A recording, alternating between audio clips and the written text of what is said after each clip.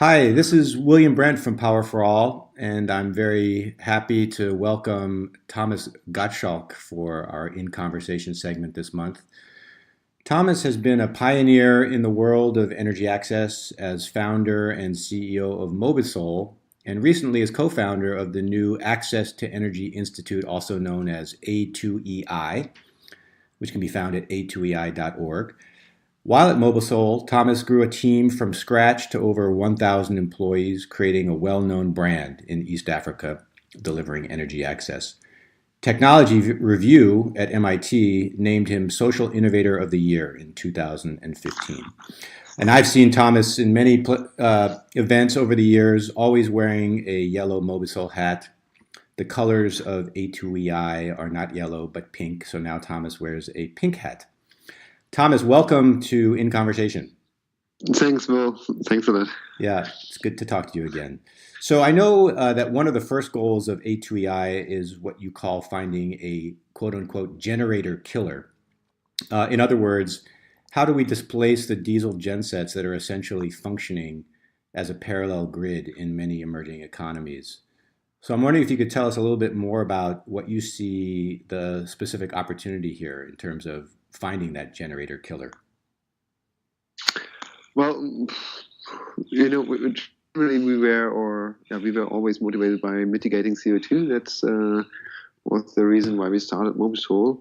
And now looking at bad grid realities where generators play a big role.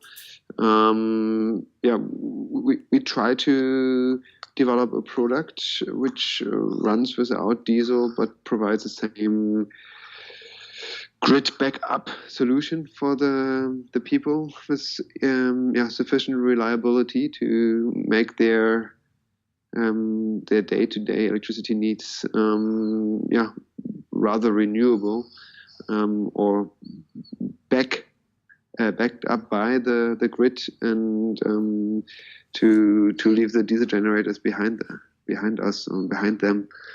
So I think what we are trying to focus on first is a solution for the small generators, the up to 1 kilowatt generators sets, which are especially in Nigeria. There's millions and millions of them, and many of them don't power more than lights, fans, and TVs. And from our work with Mobisol, we know very well that lights and TVs and fans can be powered by solar systems, and that's something we would like to address as one of the products of the A2EI. Great. And so, where do you see? You mentioned Nigeria as a clear market opportunity, but do you see any specific other opportunities in the near term that you're going to try and go after? Besides Nigeria, you mean? Yes. We are in talks with a partner organization in India, so where there's as well the bad grid, specifically bad or specifically unreliable. We wanted to actually have a look as well to Zimbabwe. With the current political situation, we will give it another look wait for some months to see how it's developing. Another very interesting market for bad grid is Congo. So that's something where we are as well probably starting a data research project. So that's what we are starting, or what we have started in Nigeria, is collecting data to really understand how such a replacement could look like or should look like. Interesting. And so, there are huge opportunities here for displacement, but what do you see currently from the work that you're doing as the main challenges? I think that it's split. So the two main challenges are obviously the technical challenge. So can we have something which satisfy the needs of the people, and at the same point is financeable. So I think we need to be extremely smart in both directions. So first of all, and that's why we are so keen on the data sets which we are collecting at the moment, to really understand what is the ideal size of such a generator replacement. And then we need to be entrepreneurial around the financing of it, because as always, the issue with the renewables is that you have to pay in the beginning for the energy bill for the next 20 years. And so we need to be smarter on that to make it affordable to the people. And are you seeing any particular technology innovation or financial innovation that looks most promising? Well, different to Mobisol, we are working with different technology partners which are out there already. So we try to adapt existing technology, and so that's I think that will make it a little bit easier, because we will tap into an existing understanding of AC, bad grid, electricity sources. So again, it's then really trying to make it pay as you go, and trying to make it as efficient and as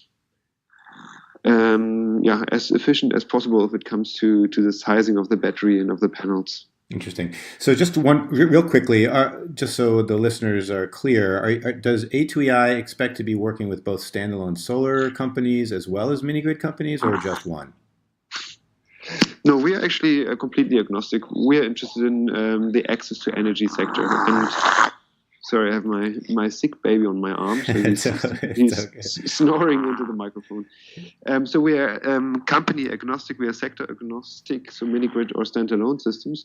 We are interested to see that the productive use is taking off, and so that's valid for mini grid customers. It's valid for standalone customers. So we are happy to start the cooperation with both in both sectors. Great, thanks, Thomas. So last question for you. So continuing on the killer theme, as we talked about generator killers earlier, Silicon Valley and entrepreneurs there often talk about the killer app in the tech world. Do you see such a solution, such a killer app in the appliance space? Is there one application that will have an outsized impact in getting rid of diesel?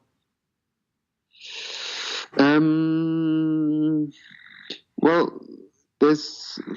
I'm not sure whether it's well. I think there is an application which is close to my heart, because I think it solves the issue of seasonality. If we are looking at solar opportunities for milling or threshing or pumping or whatever, it's very often only with seasonal use. And a big solar array and batteries actually only make sense if you use them 365 days a year. But a thresher you only use twice a year for maybe 2-3 weeks each.